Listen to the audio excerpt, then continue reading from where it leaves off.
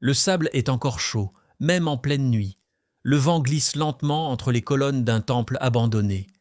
Les torches vacillent, puis s'éteignent une à une. Au loin, un prêtre s'agenouille, tremblant, les mains couvertes d'offrandes. Il ne prie pas pour obtenir quelque chose, il prie pour ne pas être puni, parce qu'en Égypte antique, les dieux n'étaient pas seulement vénérés, ils étaient redoutés. Et voici ce que peu de gens savent. Pour les anciens Égyptiens, leurs propres dieux pouvaient en être capricieux, violents, et parfois même dangereux pour ceux qui les servaient. Écoute bien, parce que ce que l'histoire officielle ne te dit pas, c'est que derrière les temples majestueux et les hiéroglyphes fascinants se cachait une peur constante, une peur qui dictait chaque geste, chaque parole, et même chaque pensée. Tu te représentes peut-être les dieux égyptiens comme des figures majestueuses, protectrices, presque bienveillantes. Ré, le dieu du soleil.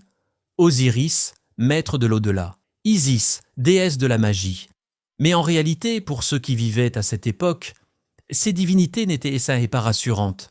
Elles étaient imprévisibles, et c'est là que tout bascule. Dans la mentalité moderne, on imagine souvent la religion comme une source de réconfort. Mais pour les Égyptiens, c'était presque l'inverse.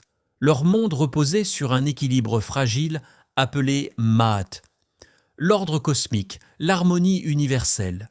Et cet équilibre pouvait être brisé à tout moment, par les dieux eux-mêmes. Imagine un instant vivre dans un monde où une sécheresse n'est pas un phénomène naturel, mais la preuve que les dieux sont en colère contre toi, où une maladie n'est pas un hasard, mais une punition divine, où même la mort n'est pas la fin, mais le début d'un jugement impitoyable. Voici ce que l'histoire officielle ne te dit pas. Les Égyptiens ne priaient pas seulement pour être bénis, ils priaient pour survivre. Prenons un exemple fascinant, le dieu Seth. Aujourd'hui, on le connaît comme le dieu du chaos, de la tempête, de la violence. Mais pour les Égyptiens, Seth n'était pas simplement mauvais, il était nécessaire. C'est lui qui protégeait la barque solaire de Ré contre Apophis, le serpent du chaos qui menaçait d'engloutir le monde chaque nuit. Mais voilà le paradoxe. Le même Dieu qui protégeait l'univers était aussi celui qui avait assassiné Osiris. Tu te rends compte ? Il vénérait un Dieu capable de sauver le monde et de commettre un meurtre divin. Alors forcément, ils avaient la peur de lui. Et cette peur influençait leurs rituels. Dans certains temples, les prêtres de Seth devaient suivre des règles extrêmement strictes. Une erreur, une mauvaise offrande. Et ils risquaient d'attirer sa colère. Et Seth n'était pas le seul. Parlons de Sekhmet, la déesse lionne, déesse de la guerre et de la destruction. Selon les textes anciens, notamment les inscriptions du temple de Karnak, Sekhmet pouvait être envoyée sur terre pour punir l'humanité. Et elle ne faisait pas dans la demi-mesure. Elle massacrait, elle détruisait, elle exterminait. Une légende raconte que Rê lui-même a dû l'arrêter, en la piégeant avec de la bière teintée en rouge pour lui faire croire qu'il s'agissait de sang. Elle en a bu, jusqu'à s'endormir. Tu imagines ? Même le roi des dieux avait du mal à la contrôler. Alors imagine la peur des humains. C'est là que ça devient vraiment fascinant. Les Égyptiens développaient des rituels extrêmement précis pour apaiser ces divinités. Ce n'était pas une simple prière improvisée. Chaque geste était codifié, chaque mot comptait, chaque offrande devait être parfaite. Parce que dans leur esprit, une erreur pouvait déclencher une catastrophe. C'est un peu comme si, aujourd'hui, appuyer sur le mauvais bouton pouvait provoquer un désastre mondial. Sauf qu'à leur époque, ce bouton c'était une prière mal formulée, et cette peur allait encore plus loin. Elle s'étendait à l'au-delà. Tu as sûrement entendu parler du jugement d'Osiris. Le cœur du défunt pesait face à la plume de Maat. Mais voici ce que peu de gens réalisent. Ce jugement n'était pas symbolique. Pour eux, c'était une épreuve terrifiante, parce que si ton cœur était trop lourd, tu n'étais pas simplement puni, tu étais annihilé, dévoré par Hamit, une créature mi-crocodile, mi-lion, mi-hippopotame. Ton existence effacée pour toujours. Pas de paradis, pas de seconde chance, rien. Et c'est pour ça que les Égyptiens passaient leur vie entière à se préparer à ce moment. Les textes des pyramides, les textes des sarcophages, et plus tard le célèbre Livre des morts, n'étaient pas des objets décoratifs. C'étaient des guides de survie, des manuels pour naviguer dans un monde divin dangereux. Voici ce que l'histoire officielle ne te dit pas. Ces textes contiennent des formules magiques, des mots de passe, des instructions précises pour éviter les pièges de l'au-delà. Comme un jeu, sauf que perdre signifiait disparaître à jamais.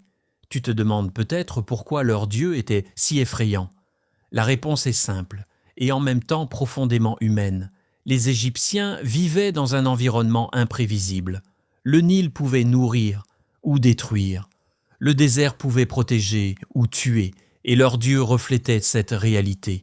Ils n'étaient pas bons ou mauvais, ils étaient puissants et indifférents. C'est un peu comme la nature aujourd'hui. Un ouragan ne te déteste pas, mais il peut quand même tout détruire. Et pour les Égyptiens, les dieux étaient comme ça, sauf qu'ils avaient une conscience et des intentions, ce qui les rendait encore plus terrifiants. Mais ce n'est pas tout. Voici un détail troublant que peu de gens connaissent. Même les pharaons avaient peur des dieux. Oui, ceux qu'on considère comme des incarnations divines sur terre. Ils construisaient des temples gigantesques, organisaient des rituels somptueux, non pas seulement pour montrer leur pouvoir, mais pour apaiser les dieux, parce qu'ils savaient qu'ils n'étaient pas au-dessus d'eux. Un pharaon qui perdait une bataille, ou dont le règne était marqué par des catastrophes, pouvait être vu comme abandonné par les dieux, ou pire, maudit. Et c'est là que ça devient vraiment fascinant. Certains pharaons ont tenté de changer cette relation. Prenons Akhenaton. Il a essayé d'imposer un culte presque monothéiste autour du dieu Aton, un dieu plus abstrait, plus bienveillant. Mais cette réforme a échoué. Pourquoi ? Parce que les gens avaient un besoin de comprendre et de gérer leur peur.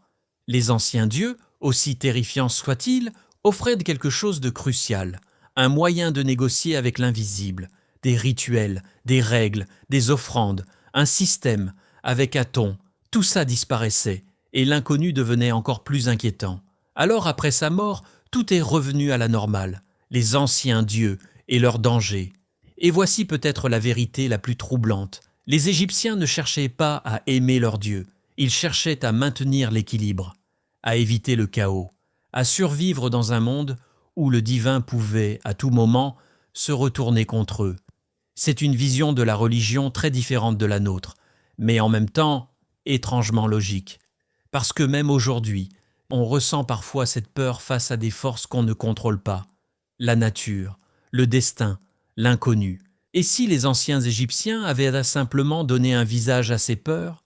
Et si leur Dieu n'est qu'une manière de comprendre un monde imprévisible ?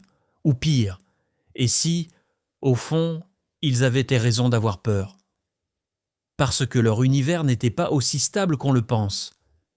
Parce que derrière les pyramides, il y avait une angoisse constante, une tension invisible, une question qui ne disparaissait jamais.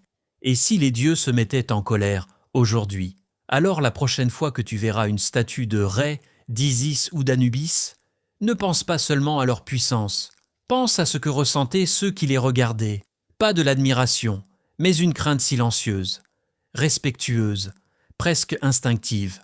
Parce qu'ils savaient une chose que nous avons oubliée, le divin n'est pas toujours rassurant. Et parfois, ce qu'on vénère le plus est aussi ce qu'on redoute le plus. Alors dis-moi, si tu avais vécu à leur époque, est-ce que tu aurais adoré ces dieux ou tu les aurais craints comme eux ? Écris-le en commentaire, je veux vraiment savoir ce que tu en penses.